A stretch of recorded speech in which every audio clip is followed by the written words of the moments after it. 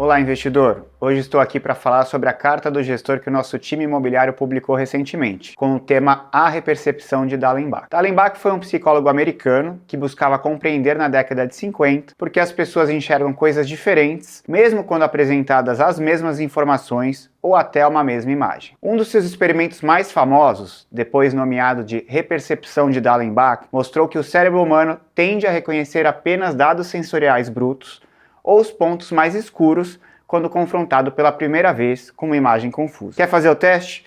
Ao analisar a imagem na tela, o que você realmente enxerga? Se você nunca viu essa imagem previamente ou escutou sobre esse estudo, provavelmente terá dificuldade de encontrar um padrão ou a figura oculta que está na imagem. Isso acontece porque o cérebro acaba se concentrando nos pontos escuros, no dado sensorial bruto que se destaca. Todos os espaços em branco acabam subjugados na percepção do todo, nos impossibilitando de ver a famosa vaca de Dallenbach. E o que isso tem a ver com a carta do gestor do nosso time imobiliário? O experimento é um ótimo paralelo para fazermos a repercepção de parte do nosso portfólio do fundo Tível Renda Imobiliária, o TVR11, que hoje tem 44% da sua área concentrada em agências bancárias. A ideia da carta é fazer com que você, investidor, tem uma visão diferente sobre as agências bancárias, uma visão diferente do senso comum. É fazer com que você tenha uma repercepção do nosso portfólio de agências, mostrando que o portfólio está bem resguardado, mesmo num cenário de crescente digitalização bancária. Para fazer essa repercepção, analisamos os dados do Banco Central para entender como foi a evolução no número de agências dos grandes bancos brasileiros desde 2010, especialmente considerando toda a digitalização ocorrida ao longo dos últimos 14 anos. Qual é o dado bruto? Os pontos escuros, o que todo mundo enxerga.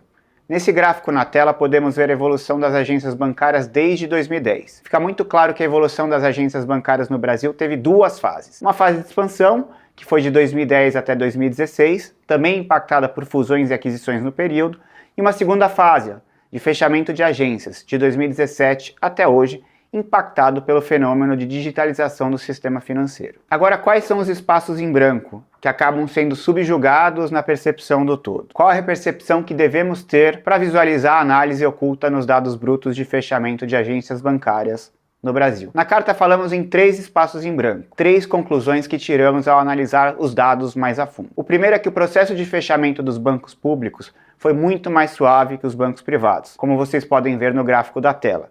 Durante a fase de fechamento de agências, ou seja, desde 2017, os bancos públicos reduziram o número de agências em apenas 13%, comparado com os 36% dos bancos privados. O segundo espaço em branco é que o Banco do Brasil, nosso principal locatário nesse fundo, estabilizou o processo de fechamento de agências bancárias ao longo dos últimos 3 anos. Se olharmos o gráfico, podemos ver que o número de agências do banco está estável desde maio de 21, com o Banco do Brasil inclusive voltando a aumentar o número de agências desde abril do ano passado. E o terceiro e último espaço em branco é que o processo de fechamento das agências físicas foi muito mais suave no interior dos estados, quando comparado a grandes capitais como São Paulo. Isso é importante porque em torno de 1/3 do nosso portfólio de agências está no interior dos estados. O interior, representado pelo Tier 3 na tela, teve uma redução de 24% no número total de agências desde 2017, bem menor que a cidade de São Paulo, que é representada pelo Tier 1, que sofreu uma redução de 34%